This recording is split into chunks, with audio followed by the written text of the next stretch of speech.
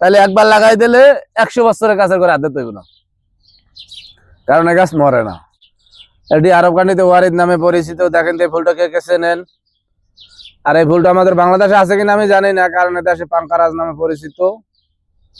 তা এটা হলো পাঙ্কারাজ হামরা, আর এইটা হলো পাঙ্কারাজ আবিয়াত, যেটা সাদা ফুল, এটা আবিয়াত বলা হয়, আর লালদারে হামরা বলা হয়।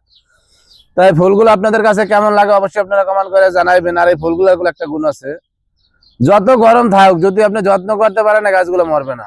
কারণ আমাকে বাংলাদেশের শীতের মৌসুমের ফুলগুলো হয়, এটা হলো এই দেশের শীতের মৌসুমের ফুল।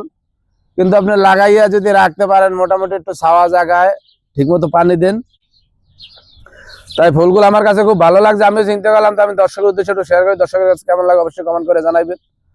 আর ফুল তো সবাই ভালোবাসে, ফুলকে ভালো কেনা বাসে। তা ফুলগুলো কার কাছে কি রকমের লাগছে অবশ্যই কমেন্ট করে জানাবেন, লাইক করবেন, কমেন্ট করবেন, শেয়ার করবেন, আর আমাদের চ্যানেলটার পাশেই থাকবেন। তা ভালো থাকবেন। ওকে, আল্লাহ হাফেজ।